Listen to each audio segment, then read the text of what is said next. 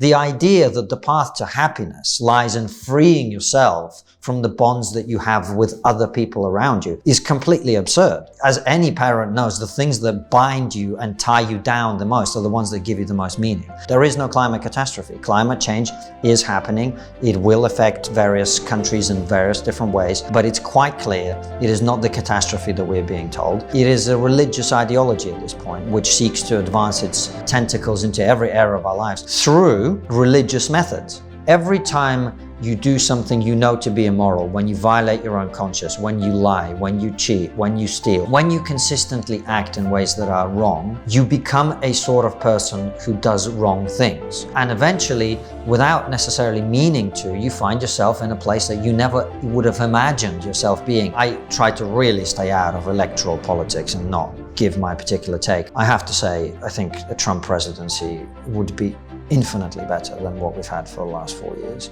Not because I agree with every policy position or the style or any of the rest of it. I just think the leader of the free world should be capable of discharging those duties.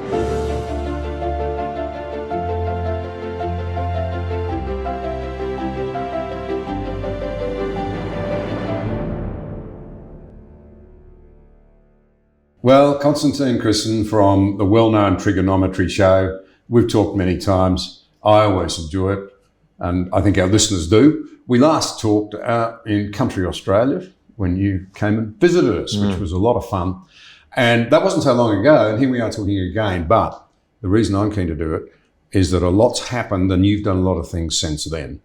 You've done a tour of America, and we'd love to hear something of that and your impressions with Jordan Peterson. We've had a UK election, and you've unpacked it in a way that I think is really interesting. And then it'd be interesting if you see if you've got any observations about what's happening in Europe. I'm struck on this trip to England how many senior people are warning that we need to prepare ourselves for a possible escalation of war. And some of those pictures are not pretty. Anyway, terrific to see you again. Good to be back. Let's start. You've done an extraordinary analysis, and we'll provide a link for it, but you know, everybody who's listening to this knows how to find you in Triggernometry anyway, of this British election. You're saying that it isn't a great big lurch to the left at all, even though on the surface of it, that's what it looks like. Well, first of all, you know, analyzing anything like what's happened, it reminds me, my grandfather was an astrophysicist, and I once asked him about these colliders, you know, the Large Hadron Collider and all the others. Why do they do this? And how does that work? And he said, basically, the way that we understand subatomic particles is equivalent to taking a grand piano, throwing it off a 10-story building, and then trying to work out what its purpose is from picking up the different pieces. And it seems to me that's kind of where we are with the UK election. There's been this big disaster for the Conservatives, all sorts of strange things happening. And the one clear takeaway from this is quite obviously that the Conservatives lost this election to Reform. They didn't lose it to the Labour Party. The Labour Party vote share is as low as it gets, 33.7%. For context, Jeremy Corbyn in 2017 lost the election with 40% of the vote. So the Conservatives lost to Reform, who got over 4 million votes. Not only that, the Conservatives also lost millions of votes to apathy. Their voters simply didn't come out and vote for them. And so what this really represents is the breakdown of the Conservative Party. And the reason they're breaking down, despite what many of their MPs are trying to say, which is, you know, we were too extreme, when we're not moderate enough. On the contrary, given where those votes went, it's quite clear that the Conservative Party was not seen as sufficiently conservative by its own voter base. And so that's the first piece, I think. The second piece is, what does this mean for the future? And this is where I think it gets really, or simultaneously depressing and interesting, because I was actually struck when I was in Australia at a dinner at which there were people from both sides of the political spectrum. And one of the people there, one of your former senior leaders, said, you know, I don't want the other party to win, but when they do, and they will win at some point, I want them to be the best possible government for Australia. Likewise, I want Keir Starmer to succeed, but I don't think he will.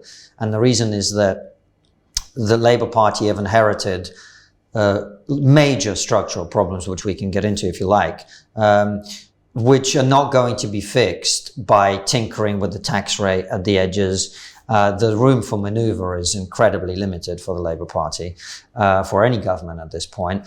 And the problems are massive. They're not going to be addressed in 5 years, and they're certainly not going to be addressed with small, minor changes. So what that likely means is, over the next 5 years, the people who believed that the reason the country is where it is because evil, immoral, out-of-touch elitist Tories were in power, and all we need to do is inject some highly moral, brilliant left-wing people to take over the country and sort all these problems out. They're about to discover that none of the problems that they're concerned about are going to get sorted out, which to me seems to suggest, and this is obviously, we're looking 5 years into the future now, so these projections, 5 years from now may be completely wrong.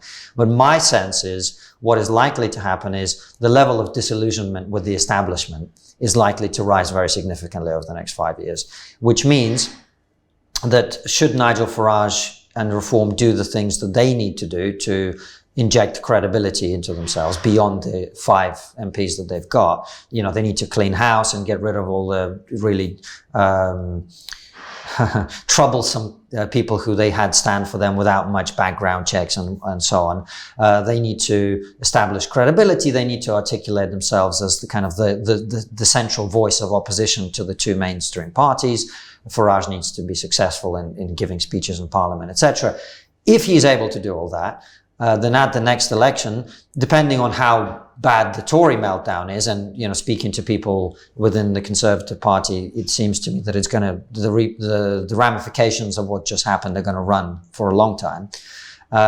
Then the next election could represent an opportunity for a populist right of centre party like Reform to make very significant inroads into both the Labour and the Conservative vote. That's kind of what I see. So the big story of this election for me is the rise of Reform, not necessarily reflected in seats. They only got 5 seats on 4 million votes compared to the Lib Dems, who got 71 seats from 3.5 million votes. Fewer votes, 71 seats. So that's what I see as being the key story. The Conservative Party breaking down, losing votes to its right. And then the question is what happens over the next 5 years, as I think, sadly, the country will continue to struggle. So there's 2 main streams I'd really like to pick up on there. And the first is shown up in the staggering figures around the number of people who didn't vote. The vote for apathy, the vote against the Tories, whatever it was. The fact is that out of 46 million voters, more than 35 million did not vote for the Labor Party. Only 1 in 3. It is literally 1 in 3 of those who of Brits voted for the Labor Party, and yet that gave them a sweeping control. I think it's more like 1 in 4, 1 in 5. It's somewhere in between those two, actually. Right. And yes, the headline you'll hear is it's the second lowest turnout for over a century. But the second lowest turnout, the first lowest turnout was in 2001, when basically everyone knew Labour were going to win again.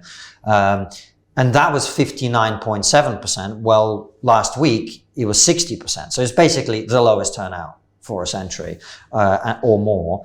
And it just shows you the state of disillusionment with many things. And that's one stream I want to explore, yes. This disillusionment or disengagement, if you like.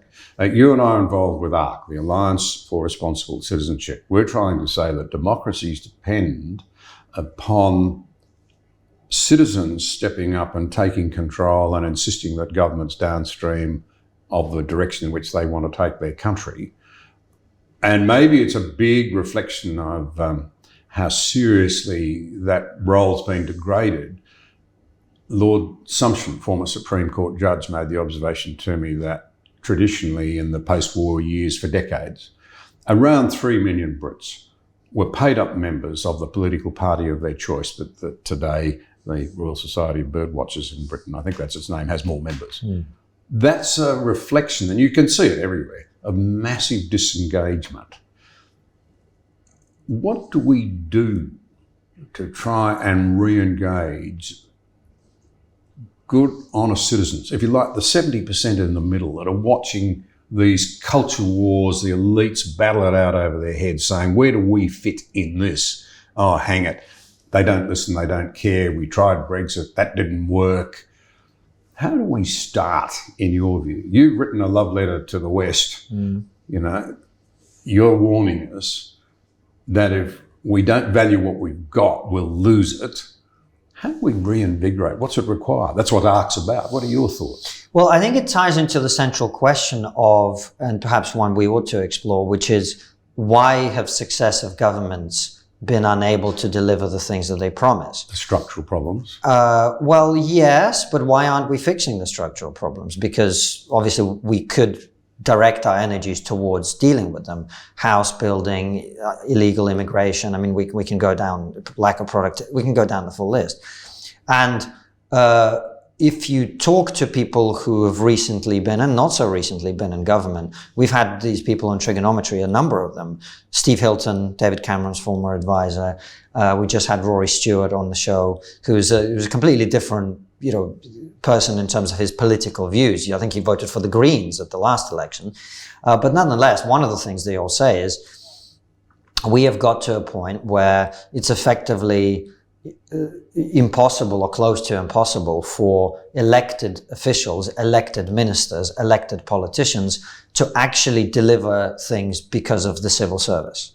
And so what they say is, Rory Stewart in our interview gave this example of how he was dealing, I think it was either Syria or Yemen. He was in charge of dealing with Britain's response to that particular conflict.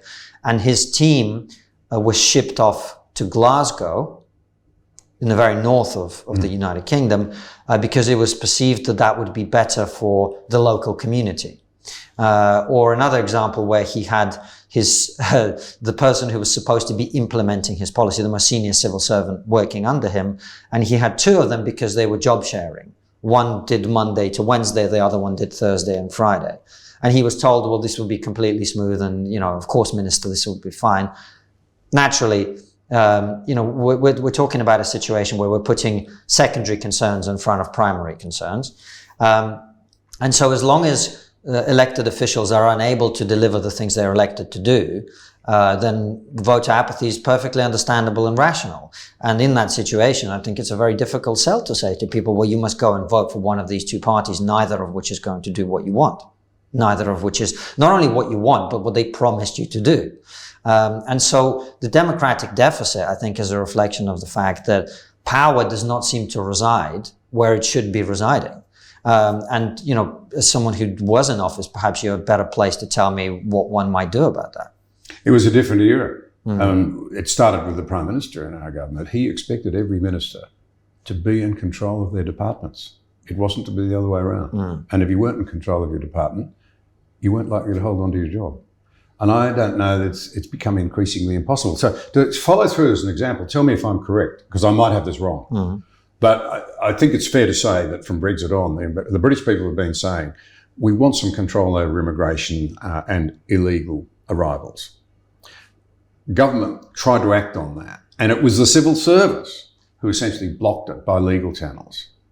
Well, yes, that's one of the stories that you'll hear when you talk to people in the Conservative Party. The other story articulated by people like Suella Braverman is actually, yes, the civil service is not massively helpful, but the real reason is that there are people within the Conservative Party, elected MPs, who had no desire to deal with these and with these issues. And of course, these are now the very MPs who, having been absolutely decimated at the election, are saying the reason the Conservative Party was unsuccessful is they were not more moderate. They were not sufficiently left-wing, effectively, is what they're saying. So the Conservative coalition, it seems to me, is breaking apart along these lines, precisely because there are quite a lot of people in it who you might say have gone native or have been native the entire time. When you talk to Labour people, what they say is, well, the reason we're going to be successful is rather than taking the fight to the civil service like the Conservatives did and failed, we're going to work with the civil service, and we will see how that works out for them. I imagine that will work out very well as long as they're doing the things the civil service wants done. I don't know that stopping illegal immigration is necessarily one of those. So that's why my prediction is I think that all of these issues are likely to get worse, not better, over the next 5 years. You touched on one of the other structural issues. It's financial. I mean, in the end, economics is not about a sweet set of numbers, as one of our treasurers once rightly said. It's about outcomes for people, about prosperity, about jobs, about not passing on intergenerational debt to those who have, not yet taxpayers or not even born, because that's what Western countries are doing. It's unbelievable. We're not living within our means. We're demanding more and more and more. We're not prepared to pay more taxes, and more taxes would slow economic activity anyway. So we're asking even the unborn, and I know how you feel about that as the father of a young son. We're destroying his inheritance. Until there's some honesty around this sort of stuff, I don't know whether you can begin. And what I'm driving at is that we've got to be really concerned about populism and the pretense that there are easy answers. And I think that's very patronising. You and I were in a room last night here in London where there was an incredible portrait of Churchill. And I always think that when he was elected, he actually said, I've got nothing to offer but blood, sweat and tears. He was brutally honest. And the British people responded. And maybe part of the problem is a breakdown of trust. They just don't think anybody's really levelling with them about what the problems are and what's needed. Well, that's because they're right. No one is levelling with them. And when we talk about the success of populist parties, I don't think it is necessarily a good phenomenon that we are where we are, but I am actually very enthused by the existence of these populist movements to the extent that they're at least articulating what you were saying, which is we've got problems we're not even prepared to be honest about, and let's actually spell some of them out. Number one is we keep being lied to that we have a growing economy. We don't. We do not have a growing economy. Growth this year was 0.7%, so technically we're growing, but how is that achieved? I mean, one of the things that really I came away from Australia fundamentally with my views altered very significantly is I hadn't quite realized how poor Britain is in comparison to many other countries, even in the Anglosphere. And I don't mean as GDP, because the UK has the sixth biggest GDP, we're the sixth richest country in the world, apparently, except when you actually look at GDP per capita on a purchasing parity basis, we are the 27th country in the world. I mean, I have friends who moved to Australia, who I met out there, who work in the healthcare system. They doubled their salary the day they moved. I was amazed to see the guys who work in your mines and drive trucks and do all those other things, how well they do for themselves and their family. They're actually able to feed a family of four on one income. It's almost unimaginable for people here, including, well-paid lawyers and bankers sometimes even. So the first thing is the reason we have a huge influx every year of legal immigration is that we are bringing people in who work for low wages, in low-skilled jobs, who, as you no doubt have discovered when you pop into a coffee shop or anywhere else, there are no British people to be found working in them anymore, really, particularly in the big cities. And the reason is that we are importing those people so we can pretend to be growing. So we can say, Rishi Sunak or Keir Starmer can walk out there and say, we've got growth, 0.8%, and which, those figures would have been negative if we hadn't been doing that. But the question is that making us as a society more prosperous? Is that beneficial to all of us? I remember somebody was telling me about a politician who went to a strawberry farm and said, well, what would happen if you didn't have the cheap labor? Because this is what we keep being told, we bring people to do the jobs that we need to do. And he said, well, we'd automate, we'd get machines to do this job. And that's how you increase productivity. we should be doing that. But instead, we basically steal all the bright people from Eastern Europe and elsewhere in the world who've got PhDs in mathematics and medicine and whatever, and put them in to pick fruit in our fields. I don't know that that's sustainable for us or the world. So that's number one.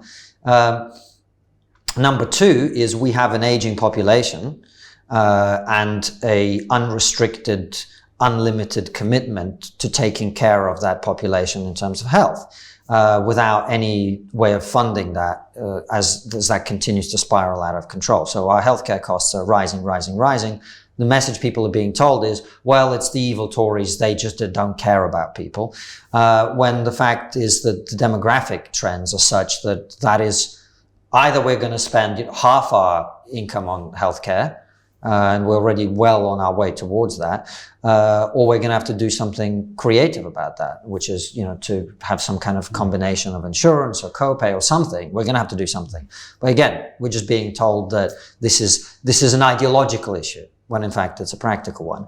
The debt to GDP point you made is, of course, exactly the same. Our debt is greater than our GDP at this point. So when you have a government like the Labour government come in, they'd like to borrow and spend, but they increasingly can't, because we have the highest tax burden since World War II, and our debt to GDP ratio is over 100%. So on all of these issues, I agree with you. There are no easy solutions. It doesn't, by the way, there are no simple solutions, because we confuse those two things very often. Some solutions are hard and simple. But what they require, as you say, is honesty. And I wouldn't for one moment suggest that the more populist movements, including Reform or others, have a carefully crafted and perfectly costed manifesto.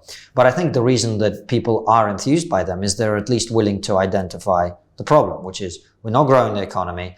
We are using mass migration to pretend that we are, and we've got all these other structural problems that we're completely unwilling to address. So, yes, more honesty is needed, and you're completely right, John. It seems to me politicians, and look, it's hard to blame just them, because we live in a media ecosystem which punishes people for telling the truth. And that's a massive worry to me, because, take the case of Sela Braverman. I don't agree with everything she says, but she was sacked from government for telling the truth about two-tier policing, about the fact that we had marches in which people were chanting for jihad and nothing was being done about it, about the fact that the government under Rishi Sunak was unwilling to tackle the small boats in the way that it should have been, etc., etc., etc. And now when I talk to other people in the Conservative Party, well, they say, well, Suella could, she's discredited herself because, yes, she may be right on the points, but when you give the media ammunition to attack you the way they do, and most of our voter base watches TV and reads the papers, they haven't yet caught on to this YouTube thing that you and I are doing. That's irresponsible, and that makes her very disliked, and that limits her chances. So then if the incentive structure is for people to lie, then it's hard to see where the truth is going to be coming from, unless you have outsiders coming in and saying, these two rotten parties are not serving you anymore. And that's what we continue to do. The issues that you rightly raise, you've been very complimentary about our country, but the truth of the matter is that our growth is anemic. And in reality, on a per head basis, Australia's been in and out of recession quite a few times in recent years. The maths tells you that what people are experiencing when they are told our GDP is growing and you're better off, they don't feel it. And they're right. The maths tell you on an individual basis, that's true. So it's the same experience. There's two things that arise out of that I'd be interested in your views on. One, it goes to the issue of trust again. Because they're saying, you keep telling me I'm better off, but I can tell you I've never had so much difficulty balancing the books. So it breaks that trust again. I think we misunderstand. In the end, democracy depends on trust. If it's not there, you'll never make anything work. The second thing that comes out of it, though, of course, is that the reason that governments, in many ways, are keeping these immigration intakes so high, it's not just that, Aussies won't do this work or Brits won't do that or whatever. We're not having children. And that in itself is a big problem. We need to be honest about it. Many countries face a depopulation bomb, where, amongst other things, you're going to have a reweighting. And you're now talking, let's be frank about this, the Muslim community talking about politicising itself, turning itself into sectarian, or taking up the idea of sectarian politics, creating parties based on religious faith, here and in Australia. It's happening at home. And demographically, they're expanding very rapidly when the rest of the population is broadly in decline. These are very big trends. And at the heart of them, in many ways, is that we've gone into decline. We don't believe in our own future if children are our future. We're not having them. And there's a bunch of reasons for that. But you've got a young fellow, and hopefully you'll have more. Why are people so negative about starting a family or find it so difficult? Any thoughts? Well, it's something a lot of people are grappling with. There's no easy answer. No. But you will have thought about it. Well, there are all sorts of things. I mean, one of the things that is worth raising is there was I think he was a zoologist and a primatologist called Desmond Morris, who wrote a book called The Human Zoo. And his argument was that when you put animals into the conditions in which human beings now live, you get many of the same dysfunctions. Interpersonal violence, mental disease, all sorts of other things. So urbanization is almost certainly one of the reasons that we're having fewer children, because children on a farm are labor, children in a city are very expensive pets. That's basically what they become, right? They make you feel good, they run around, they're cute, but apart from that, they don't really do anything of value until, well, they're 40 nowadays, right? So that's the first thing, I think. And then you layer on top of that, of course, the sexual revolution. I know that you've had my good friend Louise Perry on to talk about it. I think the sexual revolution, we see that wherever prosperity and birth control come, the number of children that people have drops very significantly. So it's that. And then, the other thing that you, myself, Jordan, and all the rest of us have been talking about is, of course, the spiritual decline of the West, the loss of confidence, the loss of self-belief. As you heard yesterday when we were planning for ARC, I mean, one of the things I'm very keen to emphasize is no society and no civilization whose deep belief about itself is that it is evil is remotely likely to want to reproduce itself or reproduce its values. If we think we are the worst people in history, then why on earth would we want to bring more of that into the world? So I think it's almost certainly the technological and economic things are central to this. And then the cultural malaise that comes with that, I think, is the other reason. And then we can look into the decline of religiosity, I'm sure, has something to do with it. And layer on top of that something I know is a big issue in Australia and likewise here in the UK is the housing crisis. I mean, look, I'll use myself as an example. Before I became in any way publicly known, I ran my own small translation business. And then I was a stand-up comedian. In both those jobs, I earned a decent living, but no more. I'm a first-generation immigrant whose parents don't live here, who are not wealthy. So I didn't have the bank of mum and dad.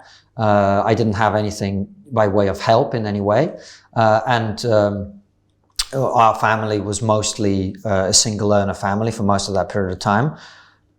My wife and I bought our first tiny little flat an hour outside of London when we were both in our mid-30s. And that was with great difficulty. And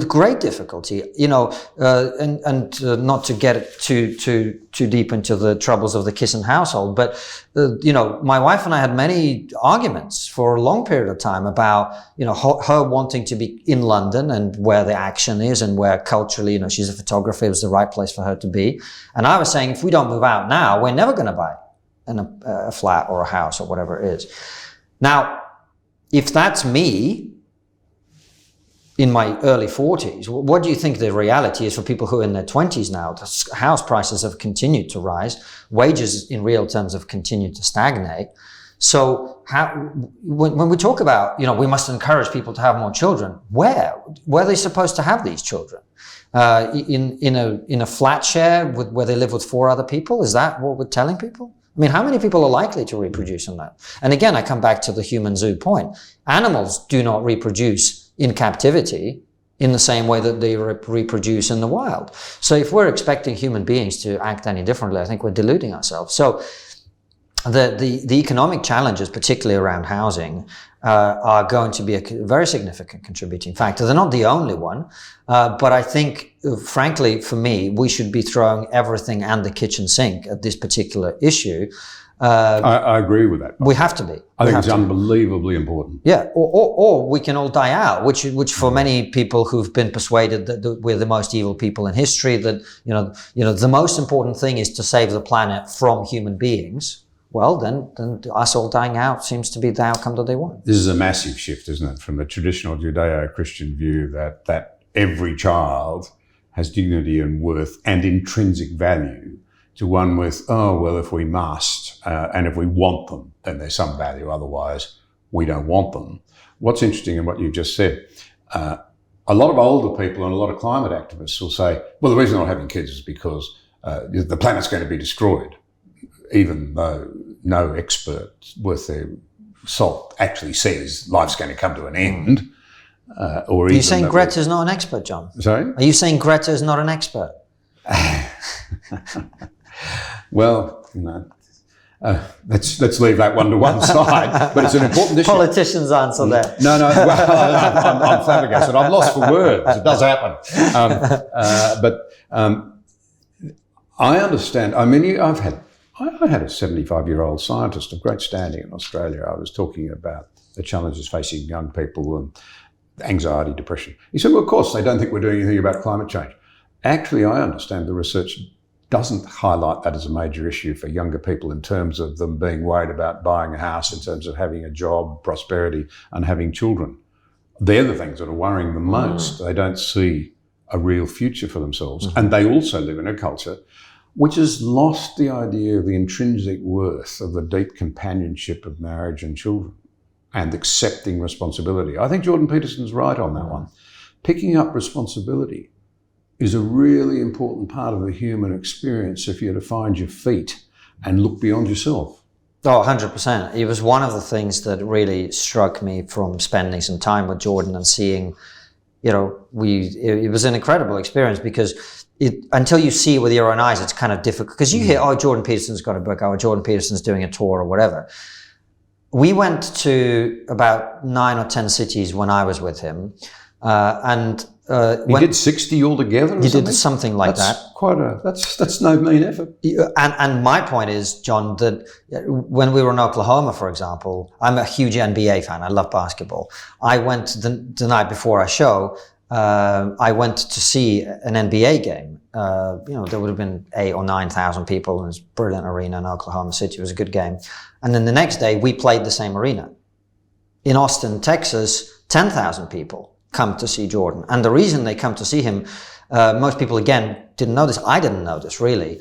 He's not talking about the culture war or politics or anything like that in his shows. He is telling people how to live a good life. That's what they're coming for. And ultimately what it comes down to is take on responsibility, be a responsible citizen, take on things that make your life an adventure and a struggle at once, because you're going to struggle nonetheless. So your life might as well be an adventure while you're struggling.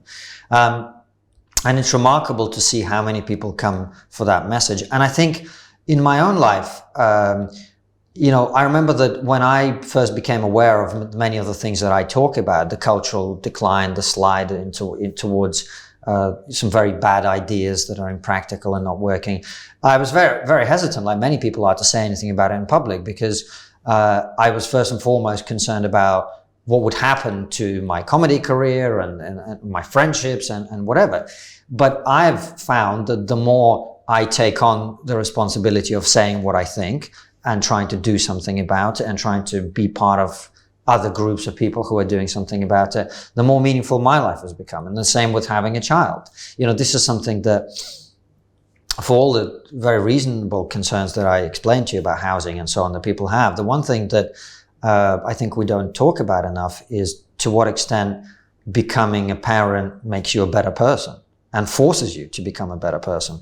That's not necessarily the only and the right reason to have children, but it certainly has that effect. And so if we accept, which I think we ought to, that there's a crisis of meaning and purpose, then my encouragement to people would be to look at where historically meaning and purpose can be derived from. And it can be derived from, I think, of making a contribution to your community, to other human beings around you, to connecting with the people with whom you are genuinely connected. Not people on your phone, but the people who are actually your family and very close friends.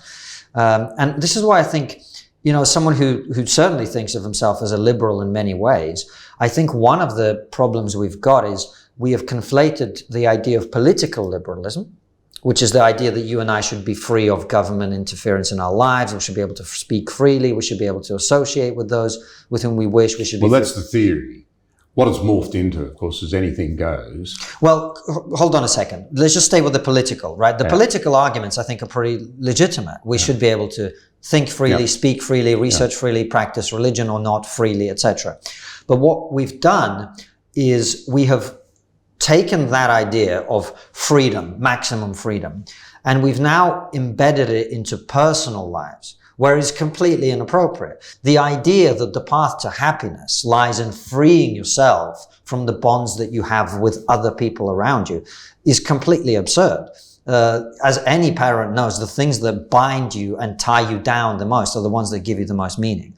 And I think this is where Jordan's message is so powerful, because what he's reminding people is that, yes, you live in a world where you have got absolute freedom comparatively to history from government interference in your life and so on. But unless you bind yourself to people who matter, to your community, to your country, to your nation, you're going to be completely unmoored and deeply, deeply miserable. And I think until more and more people start to hear that message, we will continue down the path that we're on.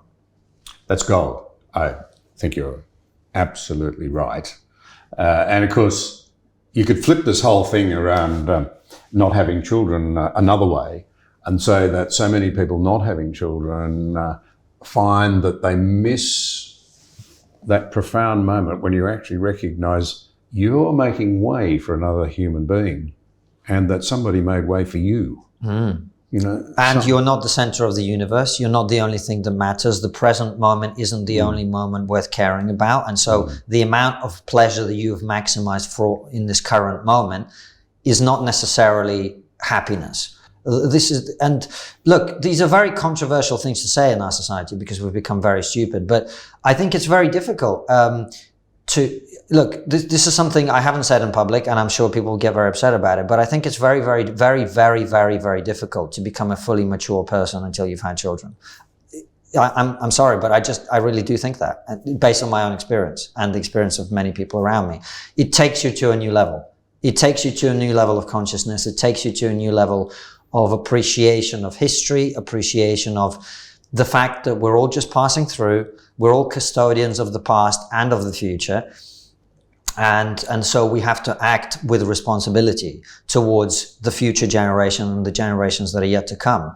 And until I think truly, until you are in that place, I'm not saying it's impossible, but I think it's very, very difficult to really grasp the reality of the world until you're in that position. I really think that. Thanks for saying it. You know, I had a moment in my life when I come from Australia where sharks are an issue. And for some reason, you know, I live in a country, you deal with snakes and things all the time. 9 of the 10 most deadly reptiles in the world are Australian. They don't worry me, sharks do. And I realised one day that I would actually be able to step up if an occasion arose, if I was in a tank with a shark and one of my children, to come between them and make sure that I was eaten. You know, it's a big thing. And now I find, I'm at a slightly later stage in life than you are, you do the same for your grandchildren. Of course. And it's a tremendously enriching and liberating thing to be able to actually start to take seriously, if I can put it this way, the second commandment, love your neighbour as yourself. It's a pretty radical idea. But we've said, no, love yourself first, be God over your own life. And all it seems to, and the therapy culture reinforces that, by the way. You know, John, may I argue, not so much with you, but this whole idea of, I understand, Abigail Schreier's written a brilliant book about therapy. That's what I've got in mind. I know. But it troubles me that particularly in our circles, so many people are dismissive of therapy, because there are some therapies that are incredibly effective at helping people improve their lives. And I mean, I spent, you know, a month on tour with someone who's a clinical psychologist whose job it was to help people work through their problems. I think there are definitely elements of therapy where people are validated in everything that they put forward, and they're told that, oh, what you're feeling is, you know, you're absolutely right to, you know, feel this way and whatever, instead of being told, have you considered that you could, you know, do this like that, or stop catastrophizing, whatever. I have to say, I have found personal development of various sorts incredibly useful in my own life. It's, you know, it depends, I suppose, what you mean by therapy, but whether it's John Gray or Warren Farrell writing about how to resolve marital challenges and how to communicate better, or whether it's CBT, I know many people who've found that incredibly useful, or whether it's also all other things. I think we ought not to throw the baby out with the bathwater when we talk about that. And I don't think Abigail does. Abigail absolutely does not. No, but many people in our space do. That's the only reason I picked up on it. What she's talking about is When therapists turn it into an industry, often with the assistance, she says, of schools, I don't think I'm misrepresenting it, sometimes without the parents being informed, and the industry is one that they want to perpetuate. I mean, if I go to see a cancer specialist, I don't want to be insensitive, many people have, but we've made such incredible advances that very often you can fix the problem and you move on. But her argument is that we're actually leaving people in therapy when they don't need it. We don't have an end goal. 100%. We don't say, let's get to a point where it's no longer needed and we can move away. 100%. And we also set it up in ways that allows children to think, well, of course I can behave like this because my therapist told me I've got X, Y, Z or ABC disorder. Yes. It's a very valuable book. I recommend it. Oh, absolutely. And you've read it, obviously. And absolutely. Yeah. I'm not arguing with Abigail's points whatsoever. What I'm saying is, this is a very male mechanistic way of thinking about it, but your brain is a tool that was designed for very different tasks to the ones that it's currently engaged in. And I have found it immensely useful to understand how to use that tool and how to reconfigure it to be more optimized for the world that we currently live in.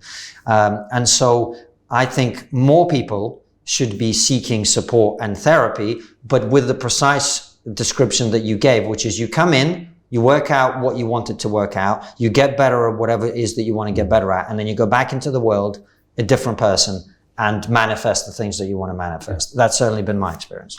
And mine, I have to say. I mean, I remember a wise man pulling me aside once and giving me some hints on how marriage should really work long before I was married. And they were invaluable. They stayed with me. I think early in my days in politics, a couple of older parliamentarians, whether you call it therapy or mentoring, I wouldn't have made it without them. Some people might say I didn't make it anyway, but it would have been a lot worse otherwise. And so I'm not arguing, I'm not pushing back against that at all. Sure. It's when you turn it into an industry. And when you, as remember the title of the book, Why Our Children Are Not Growing Up. So what we ought to say is therapy ought to be designed to help you grow up, not block you from growing up. Absolutely. And there are many people who do very good work in that area, helping people overcome things and then just move on with their lives and go and live a fulfilled life. That's really what it should be about. Whereas the thing you're talking about, dependency, essentially, of course, that's unhelpful. We're in furious agreement. People ought to read the book, especially if they're parents. It's a good book. Yeah. She's done us a service. 100%. I did want to go just to backtrack for a moment. Now, you've done those rallies. You've seen a lot of young people. I take it that when Jordan Peterson was tapping into the things that are concerning them, the things they want to sort out in their lives as they try and sort out their life journey, he wasn't saying to them that you're in crisis because your government is not dealing with climate change. Now, I don't want to sound cynical about environmental management, but there are two issues here. Yeah. One is, there is absolutely no doubt that in all of our countries, ours included, Britain where we are today, economic growth, i.e. the cost of living, is being impacted by the enormous cost of trying to move to unproven and unreliable weather-dependent energy sources. And the point I'd want to make out of this more than anything else, get back to our earlier conversation, is a simple one. Those who are advocating for these, whether they're Green politicians, Labor politicians, Conservative politicians, ought to be honest and say, this is not going to be cost-free. By very definition, high living standards depend on a lot of cheap energy, and the more cheap energy you've got, the better you're going to live. If you're going to restrict that, if you're going to move in other directions, you're going to impact people's living standards. I think they're beginning to sense that out there, and it's adding to the cynicism. I can tell you something in Australia. Central agencies in government, when we were there, any major policy, any minor policy, let alone a major one, that involved major new expenditure would be thoroughly examined by a cabinet to see what Treasury and Finance were saying about the benefit-cost ratios. What's it going to cost? What are going to be the benefits? Even those central agencies now appear to say, the cost of not acting will be higher than the cost of acting. Notice without ever a specific figure. They never say That's the point. What the cost will be relative. They never give you the absolute figure. So the people in the street, being lectured at by politicians and by elites, are saying, I'm not so sure about this. I don't know that I can take an informed view because I'm not being told about the cost-benefit ratios. Nothing's been put before me. All I can see is my energy costs are going up and up and up and up. And my prosperity is going down, my cost of living is getting tougher. My point being, it's another breaking of trust it's another area where I think the elites are setting themselves up for even more disdain from from people everywhere. I think that quite strongly. And I just noticed, you actually had an utterly brilliant line. I don't think I've seen a better one. I just got to read it back to you for the benefit of those who haven't heard you. You talked about the suicidal idea we call net zero, whereby we outsource our carbon emissions to other countries so we can pretend to be green while destroying our manufacturing industries and energy independence. And by the way, on a per capita head, my addition, you have the products done in some other countries, so you look as though your country's bringing its emissions down, then you import them back in. So the accounting system's wrong. If you're really worried about this, we should be accounting for your carbon footprint and mine. That in itself is a frightening prospect. But that's very powerfully put. This is the difference between virtue doing and virtue signalling. And no wonder people are sick to death of saying, well, virtue signalling is all very well, but it's costing me a lot of money. And the other thing that they haven't yet worked out, which I hope they never do, but I think it's likely that we will, is the tremendous security implications of those decisions. Yes. When you have a situation in the UK where we effectively don't manufacture our own steel anymore, I mean, I am not a military expert, but I imagine that's a bit of a problem. Right. I can tell you it is. I know enough about it from my own times on National Security Committee. But please understand, the key point I'm making here for those who are listening is, if you are a legislator, a politician, or a scientist or a civil servant saying we've got to do this to save ourselves, honesty demands that if democracy is to thrive, you tell people the truth. It is going to involve significant economic dislocation as well as those security risks you talk about. I'm driving at this issue that I think is so fundamental, the breakdown of trust because of the breakdown of integrity. Well, if we're talking about honesty, then the central honesty this whole thing demands is that there is no climate catastrophe. That's the honesty that we need. There is no climate catastrophe. Climate change is happening. It will affect various countries in various different ways, but it's quite clear it is not the catastrophe that we're being told.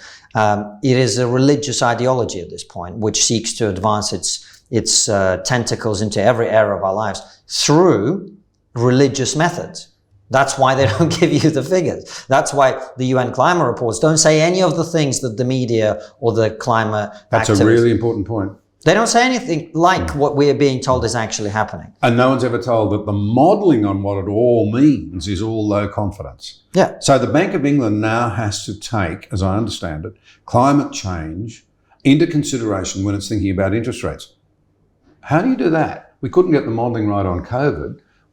What are our chances of knowing what climate change is going to mean when the ICPP itself says its modelling on possible impacts is uncertain and low confidence? And that but the people word are not modelling, being told that. That word modelling is central because we're being told that it's climate science. And when you think about science, what we're thinking about is, if I pick up this glass and let it go, we know scientifically that such a thing as gravity exists and the glass will fall to the ground.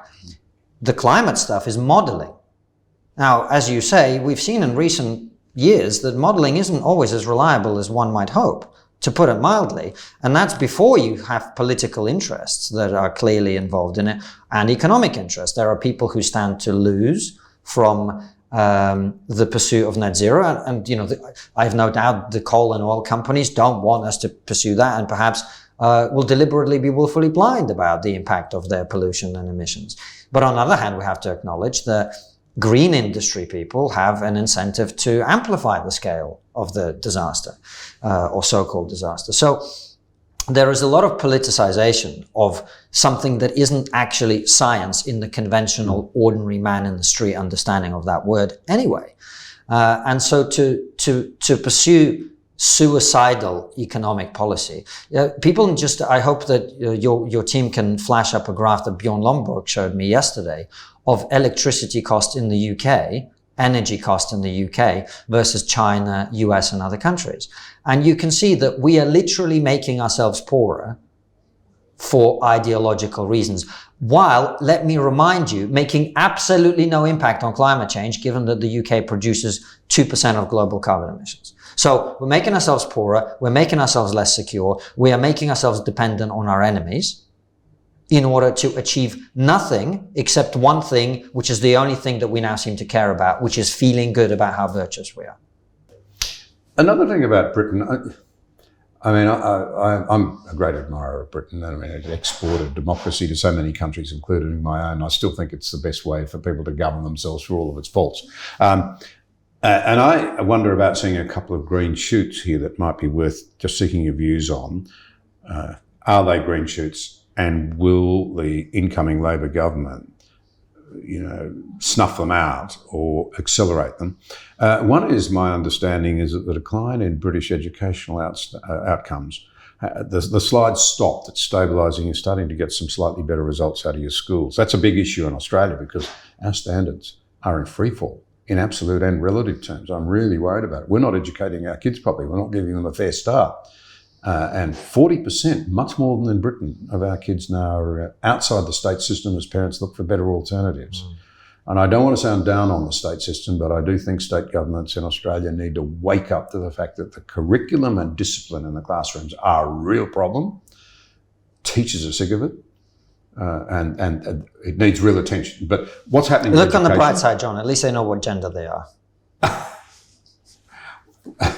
Well, that's a big issue in Australia too, don't worry.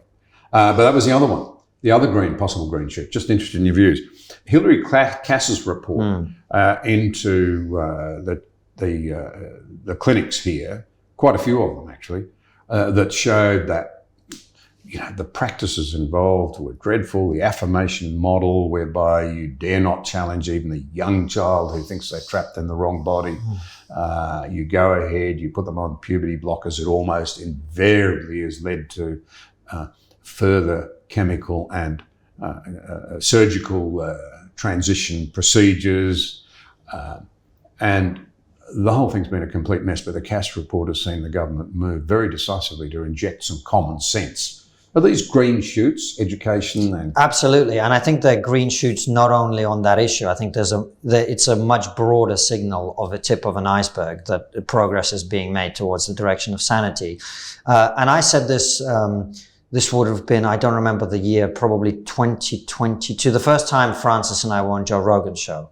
And I said that, and I've been saying for many, many years now, the trans issue is what will break intersectionality. It's what will break this progressive delusion. It's what will break everything. Because once people can see with their own eyes what this ideology leads to, when they see children being mutilated, when they see adults abdicating all responsibility, including in a medical setting, then that would inevitably lead to a strong backlash, which we have now seen in this country. So I think that's a tremendous step forward, much more work to do, of course. And it reflects a broader public sentiment, I think. The voice of sanity, people like Helen Joyce and J.K. Rowling and all sorts of others are finally being heard. That's true in the UK and many other European countries, actually.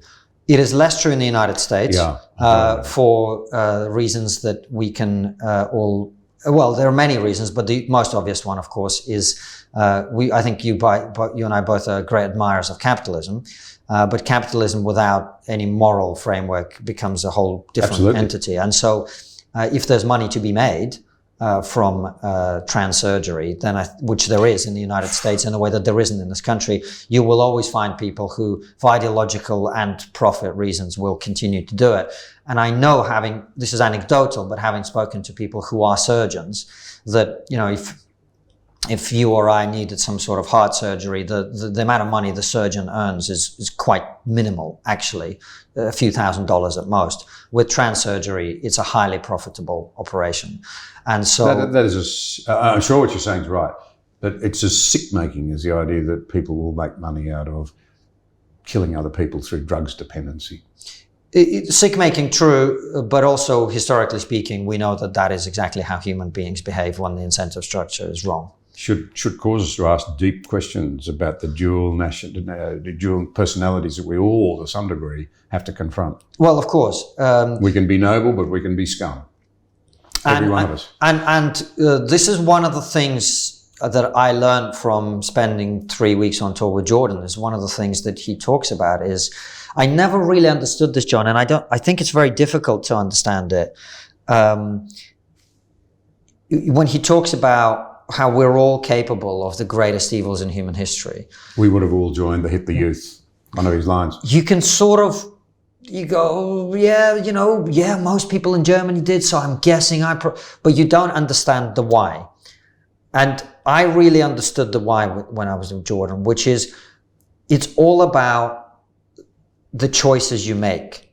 And every time, his whole concept really, I think, is every time you do something you know to be immoral, when you violate your own conscience, when you lie, when you cheat, when you steal, when you do whatever it is. And I don't mean in these grandiose things. When I say when you lie, I don't mean you lie to deceive the government of hundreds of thousands of pounds of taxes that you owe. I mean a little white lie. And then before you know it, the next lie you tell is slightly less white. And before you know it, the next one is even slightly less, and so on. When you consistently act in ways that are wrong, you become a sort of person who does wrong things. And eventually, without necessarily meaning to, you find yourself in a place that you never would have imagined yourself being in. And I've had that experience in my life. Over the last few years, I found, obviously I've had tremendous opportunity.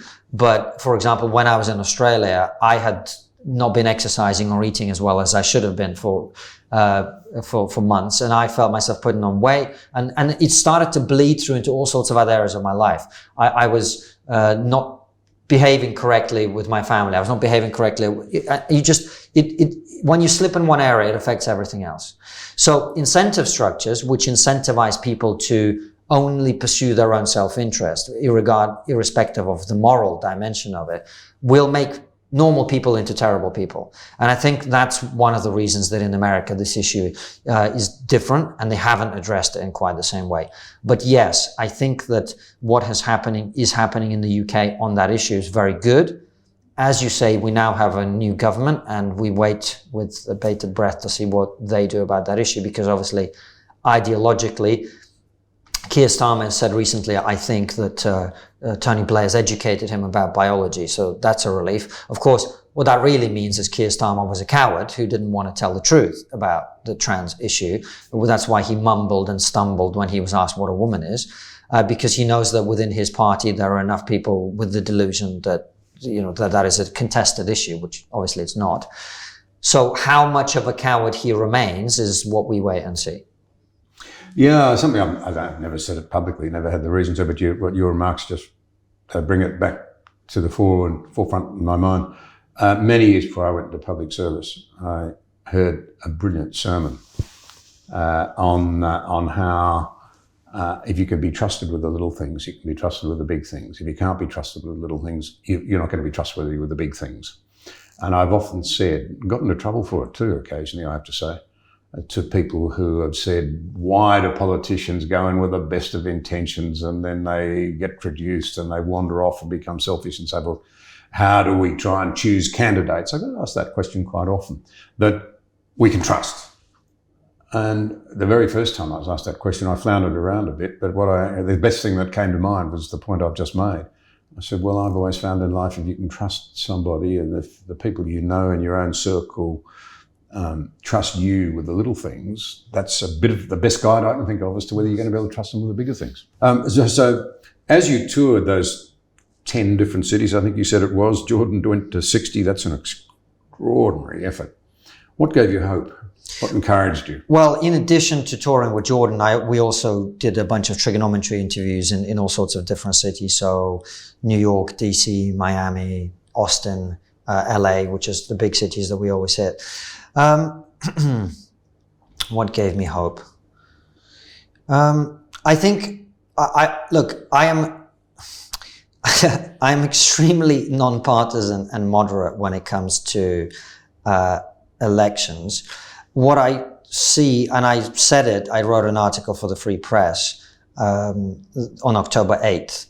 It seemed to me like that was a catalyzing moment in which many people would be lifted out of the delusion in which they'd been living and would begin to increasingly see the world as it is. We interviewed a progressive activist called Brianna Wu, who's a Democratic Party fundraiser, who is loudly now saying that the progressive movement has gone completely off the rails. And I see in the United States among, this is, New York is a good example of this. New York is a city for business. The people in New York generally vote for the Democrat, because they're socially liberal and all the rest of it. I see, Bill Ackman, for example, I had an opportunity to spend some time with him. He's clearly completely woken up to everything that's going on. He started to realize that many of the things that he'd believed over the last many years were lies, including things that were said about Donald Trump. And I think while I am no huge admirer of either of the two candidates that are running in this election, I have to say, I think after the first debate that we saw, I would consider that a moment of clarity. And I think people need to recognize now that the choice is between someone who they may disagree with politically, but who is capable of wielding the tremendous power that office holds, and someone who's not. While I try to really stay out of electoral politics and not give my particular take, I have to say, I think a Trump presidency would be infinitely better than what we've had for the last 4 years. Not because I agree with every policy position or the style or any of the rest of it, but I just think the leader of the free world should be capable of discharging those duties. And so to the extent that it seems like President Biden or whoever it is that runs in his stead is likely to lose, then that's a moment of hope for me, because I think there's some big problems in the world that need fixing.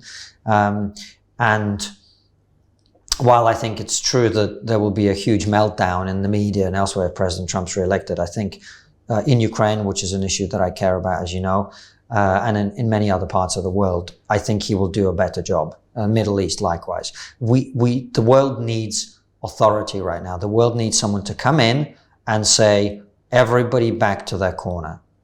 I'm not putting up with this anymore. I think we've had too much weakness displayed from the United States. And irrespective of people's personal distaste for him, I think President Trump will bring that. All right, let's just pick up a couple of those issues as we land the plane. Firstly, the world is a very dangerous place. You and I had a serious conversation shortly after Russia invaded Ukraine, because you understand all of that so much better and had insights no one else did, and our listeners were incredibly interested in it.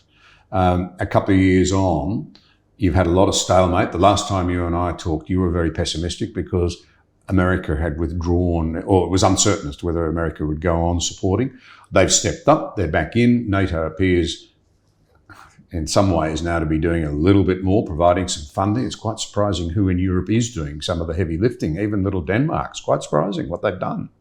And so the tables look to me to be turning a little bit in Ukraine's favour again. I'd be interested in your views on that. I'd also be interested in your views on the state of military preparedness, because I've been really struck by the newspaper coverage in Britain while I've been here, senior people warning that the world is very dangerous and all Western countries need to step up and get more serious about defence, and that Britain's military is very underprepared. It's run its stocks of ammunition down, trouble recruiting people. Your general observations?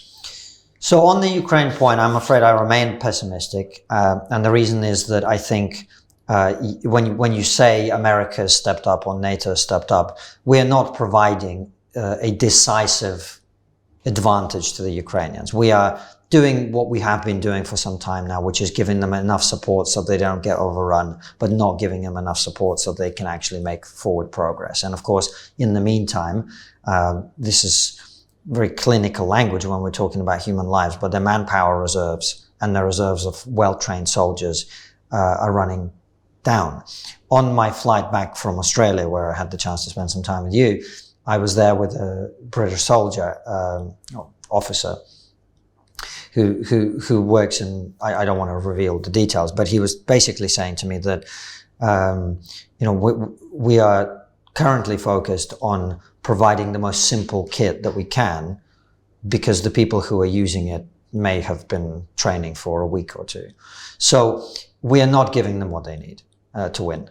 We're not giving them what they need to make significant forward progress. And from that perspective, if you care about Ukrainians, then the right play, in my opinion, still remains to find a way to bring the conflict to a resolution, unless there is a dramatic change of policy in the West where we're willing to allocate significantly more resources to that conflict, which I think is unlikely. We may not even have it, if you read the press here. They haven't even got the reserves of ammo. And I was coming to that very point, which is, in order to support Ukraine, we have to ramp up our production of all of these things at home, and we haven't done that. So whatever we feel about what we'd like to do, we may not be in a position to do so. Now, the reason I'm optimistic, in a sense, for the conflict being resolved somehow is that I think if President Trump is reelected, then he's one of the few people in the world who could come in and actually secure a good deal for Ukraine. And the reason I say this, a good deal in the current circumstances, to be clear. The reason I say this is the way to negotiate, I would imagine, you tell me more with your experience, but the way I imagine you might negotiate in the situation is you have to say two things to Putin at the same time. Number one is, we recognize the fact that you have made forward progress in Ukraine. You have occupied territory, and we are willing to make concessions on that basis, right? Because that's the reality on the ground. There is no other way around it.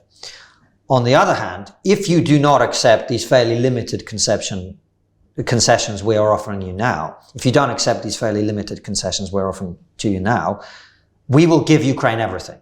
Everything we've got. We're going to ramp up manufacturing. We're going to not just give them artillery shells. We're going to give, and not HIMARS, which is fairly dated technology, actually. We're going to give them the good kit. We're going to give them lots of it. If you do not take this deal now, this will be the best deal that you've ever been offered. That is a difficult line to tread, given where some of our reserves and public sentiment are, but that's, I think, what it takes.